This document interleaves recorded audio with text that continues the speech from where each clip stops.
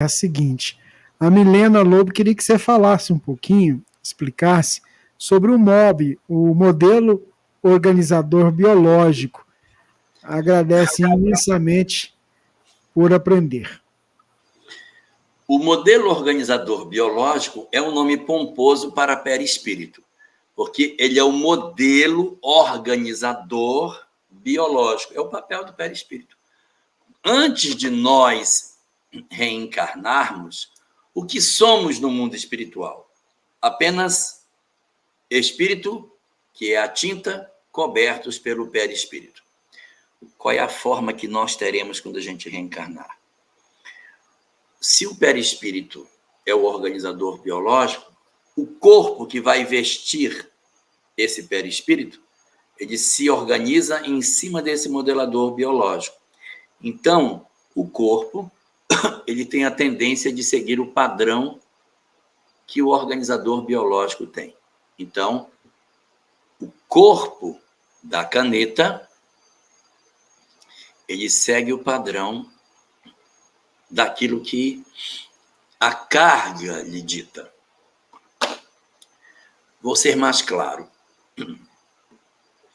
Quando vai começar o processo da embriogênese e que um óvulo encontra um espermatozoide e se fundem fazendo um zigoto, eu tenho uma única célula que vai iniciar a sua grande saga multiplicativa até formar um corpo inteiro.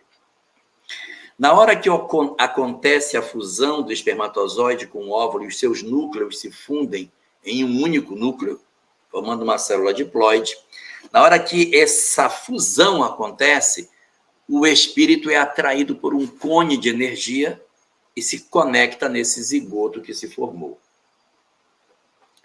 Pode acontecer de uma fecundação sem que atraia espírito. Então, vai ficar um ovo fecundado sem espírito, vai se multiplicar de maneira torta e depois não vai vingar em nada, não vai dar nada. Pode dar, no máximo, uma mola hidatiforme, mas ele não vai ter o organizador biológico. Já aquele onde o espírito se conectou, você tem a energia do espírito cursando dele para o corpo. E essa energia vai orientando o processo da reprodução celular. Isso não é um processo consciente, é automático. A energia do espírito vai estimulando a reprodução celular, que vai acontecendo obedecendo os ditames da condição espiritual do perispírito, do modelador, organizador biológico. O que ele vai fazendo? Ele vai estimulando as células a se reproduzirem. Num certo momento, ele vai dizer para uma célula: você é pulmão e você é intestino, você é rim e você é pele, vamos embora. Quem foi que determinou que a célula X vai ser a espinha dorsal e a célula Y vai ser o coração? Se você não tiver um organizador biológico, elas vão se reproduzir sem uma orientação específica.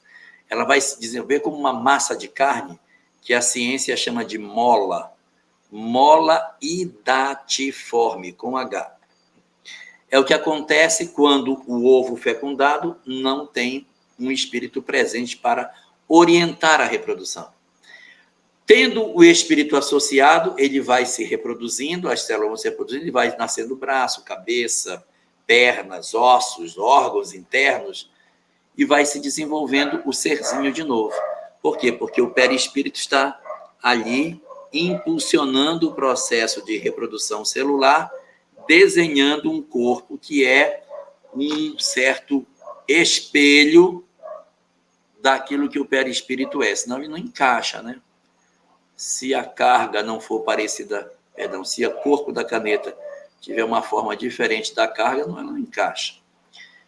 Se durante essa gestação o espírito reencarnante traz graves lesões em alguma parte do organismo espiritual, e traz lesões no cérebro, lesões no coração, lesões no fígado, na hora que ele estiver lançando as energias para modelar o corpo que está se formando, esse modelo organizador biológico, ele não consegue mandar energias saudáveis. Aí o fígado nasce com problema. O rim vem mal formado. As pernas, o cérebro, os olhos, o ouvido, vêm com lesões que são lesões relacionadas com os aspectos que dizem respeito às energias que o espírito traz do seu passado. Mas André Luiz diz que existem 2 tipos de encarnação. Existem as encarnações que são de interesse individual e as encarnações de interesse coletivo. Encarnações de interesse individual são as encarnações aonde o espírito...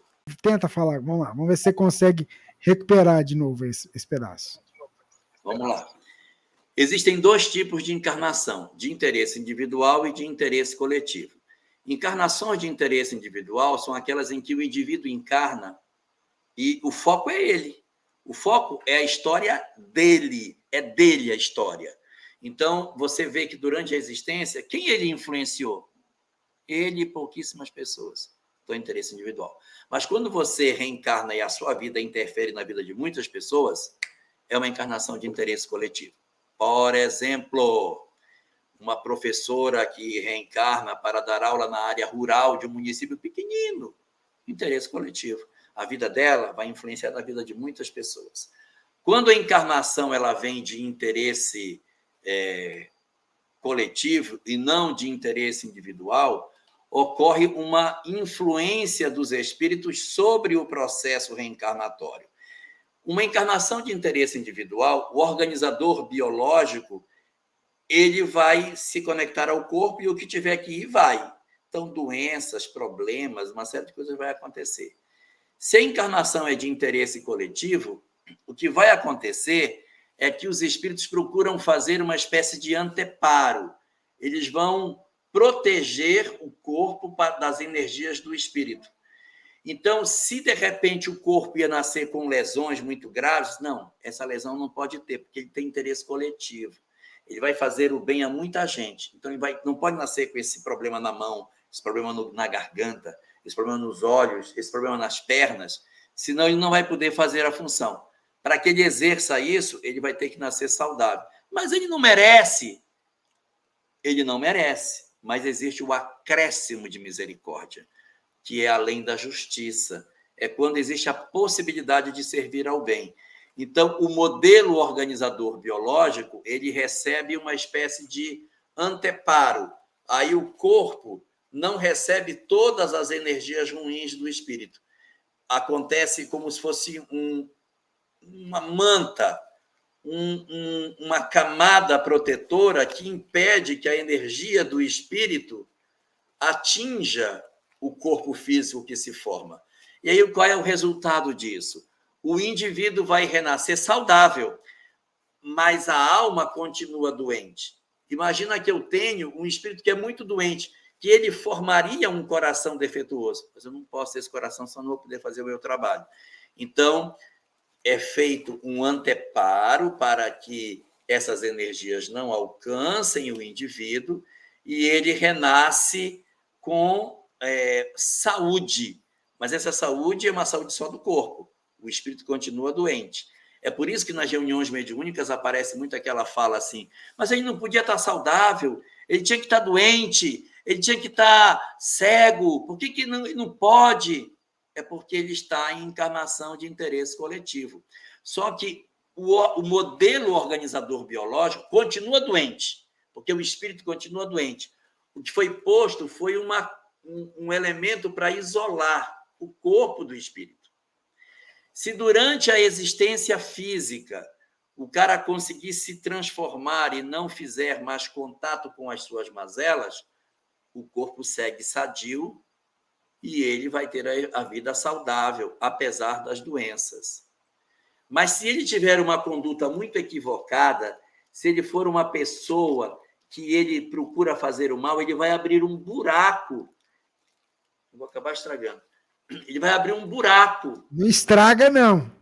Tá bom, mas vocês entenderam, ele vai abrir um buraco aqui e nesse buraco a doença que não deveria alcançar o corpo alcança. Então, o modelo organizador biológico ele vai ser importante para a formação, mas aquilo que eu vou fazer na minha encarnação também se soma. As duas coisas se somam.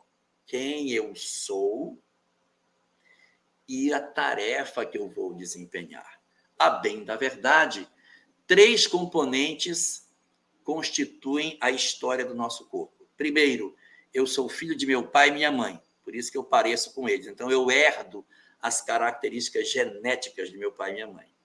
2, eu sou filho de mim mesmo, eu herdo a minha história espiritual, eu herdo os meus dramas do passado, e aí eu renasço com as mazelas daquilo que eu fui sobre o material genético de minha mãe. E tem uma terceira componente. Eu sou filho de meu pai e minha mãe, eu sou filho de mim mesmo, do meu passado, mas eu sou filho de Deus. E por eu ser filho de Deus, eu tenho a possibilidade de ter a misericórdia quando eu me presto a serviços comunitários, interferindo no modelo organizador biológico, facultando a criação de um corpo saudável temporariamente, mas que traz predisposições mórbidas, ou seja, tendências para determinadas doenças. Referência bibliográfica para isso que eu estou falando é o livro O Pensamento de Emmanuel, de Martins Peralva. Quando ele trata de processo reencarnatório, ele vai abordar essa questão sobre essa característica do perispírito de ser trabalhado durante o processo reencarnatório de acordo com as necessidades do reencarnante. Você poderia pegar o sombreiro e colocar aí, atendendo pedidos? Espera aí, deixa eu colocar aqui, que vai virar até um print. Vai, veste ele. Veste, só coloca na cabeça. Esse aqui? Aí, Então, isso. é como fosse isso. O espírito ele recebe um anteparo para que todas as energias ruins que ele pode ter durante a vida física sejam contidas. Então, é mais ou menos desse jeito que vai acontecer. Muito bom, Jorge.